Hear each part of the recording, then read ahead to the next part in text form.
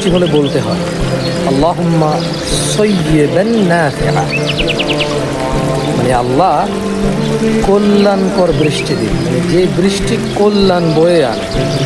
বৃষ্টি হলে বলতে হয় আল্লাহুম্মা সাইয়্যিবান নাফিআ, মানে আল্লাহ কল্যাণকর বৃষ্টি দিন, মানে যে বৃষ্টি কল্যাণ বয়ে আনে।